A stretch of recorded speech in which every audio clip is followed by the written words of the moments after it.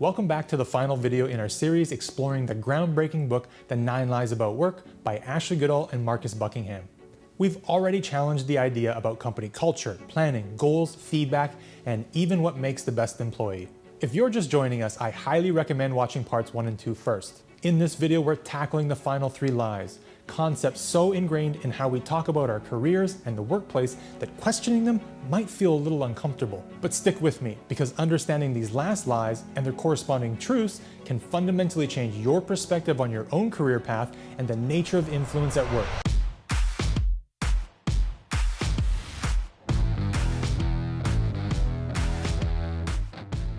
Let's start with a concept often used in performance reviews and career development discussions. Lie number 7, people have potential.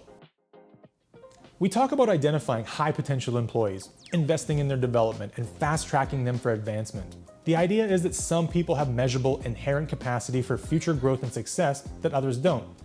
We try to assess and label this as potential. However, this idea is problematic for a few reasons. Firstly, potential is incredibly difficult, if not impossible, to reliably measure. It's often based on subjective assessments and can heavily be influenced by bias. Secondly, focusing on high potential individuals can inadvertently lead to neglecting others that may have immense capacity for growth and contribution, even if they don't fit the predefined mold of potential. Buckingham and Goodall argue for a different way of looking at human capacity. People have momentum. Instead of a fixed measurable potential, they suggest that what truly drives growth and future success is momentum. The rate at which someone is currently learning, growing, and contributing in areas where they feel strong and engaged. Momentum is visible, it's dynamic. It's a far better indicator of future performance than a static assessment of some abstract potential. Investing in people who have momentum, regardless of the potential label, is a more effective way in fostering growth across an organization. Consider someone who might not have been identified as high potential early in their career, but they consistently pursued learning in areas that they were passionate about, built strong skills, and gained momentum over time, eventually becoming a top performer or leader. Think about emphasis on continuous learning and skill development in fast-changing industries. Companies that encourage and support employees in building momentum in their areas of interest and strength are more likely to see widespread growth and innovation than those who solely focus on cultivating a select group of high potentials. The focus shifts from predicting future greatness to fueling present growth. Next up, a phrase we hear consistently, often with a sigh. Lie number 8, work-life balance matters most. The pursuit of work-life balance has become the modern holy grail. We strive to evenly divide our time and energy between our professional and our personal lives, believing that the perfect equilibrium is the key to well-being and happiness. Companies offer perks and policies aimed at helping employees achieve this balance. However, the reality for most people is that work and life are not easily separated into two distinct balanced spheres. They are intertwined and often messy. Furthermore, simply allocating equal time to work and life doesn't guarantee fulfillment in either. You can spend time outside of work doing things that you think you should do but don't really energize you, and you can spend time at work feeling drained and disengaged. Buckingham and Goodall propose a more insightful truth. Love in work matters most. They argue that what truly contributes to our overall well-being and satisfaction isn't the perfect balance between work and life, but finding love within our work. Identifying the activities that energize us, bring us joy, and allow us to feel a sense of flow and purpose. When you experience love in work, the lines between work and life can blur in a positive way. As the energy you gain from engaging in activities you love at work, it fuels your life outside of it.